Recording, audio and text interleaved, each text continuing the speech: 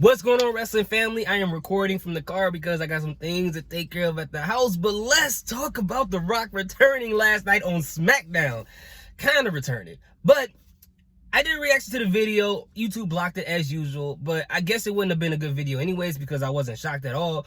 Because I watched the first take in the Pat McAfee show earlier in the day yesterday. And The Rock was physically on the Pat McAfee show. And they did all but tell us that The Rock is going to be at SmackDown, especially Pat McAfee. Like, I feel like I can't tell him no secrets. Like, I'll tell him, he'll give people clues to figure it out and be like, I didn't actually tell him nothing. I just told him, I just described it to him. They figured it out on their own. No, Pat McAfee, you ruined it for me. You spoiled it for me.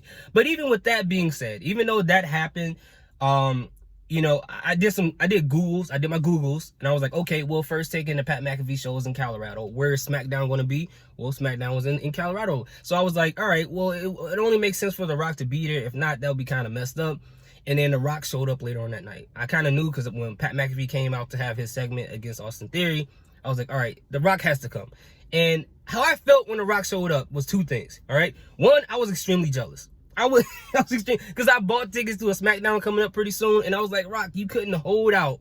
You could not hold out until that time. You couldn't hold out, but it is what it is. But the other thing I felt is that although I knew he was coming out, although I already knew he was going to show up, I was still excited to see him, right? I know most people feel like The Rock at this point isn't, you know, at his prime or he's redundant, but who stays in their prime forever? But for me, I'm always happy to see The Rock in the ring. One of the main reasons is because when he showed up, you saw the entire arena just stand up and get excited to see him.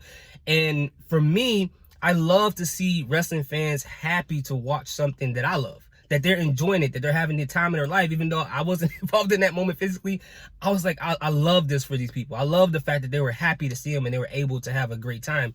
And to see how much gravitas The Rock's, you know, energy and personality has on the crowd, how he can influence the crowd, seeing a wrestler being able to do that is always an amazing sight to see. So I love seeing things like that. But also, it was great to see The Rock get back in the ring.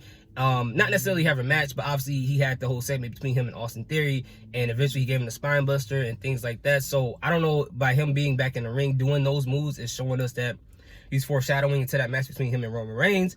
But I also feel like at this point that Austin Theory is becoming what The Miz was. And I don't mean like he's like a great talker like The Miz, or obviously he doesn't have the accolades The Miz has, but he's that person that if we bring a celebrity on the set, we got somebody who could be the butt of all the jokes. You know, Austin Theory had the whole thing with obviously with The Rock, but then he also had the whole thing with John Cena. So I'm wondering who the next legend he's going to have this kind of back and forth with, and are these foreshadows into the future? How is this stuff going to pay off? Or maybe it's just a one-off just for entertainment and I'm looking too deep into it, and that definitely could be the case.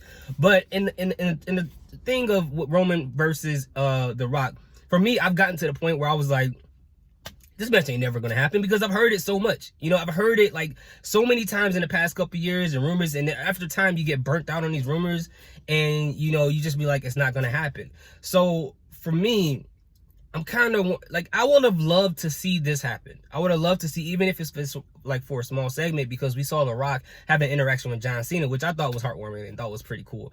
But it would have been cool to see like Roman Reigns pass The Rock backstage, and then The Rock like, hey family, what's going on? And then have Roman Reigns kind of just look at him and then kind of like nod his head and just keep walking. And then have Paul Heyman tell The Rock, yeah, the tribal chief doesn't have time for these type of interactions, but if you want to make you want to book an appointment, or if you want to, you know, book for photos after the show, then that'll be great.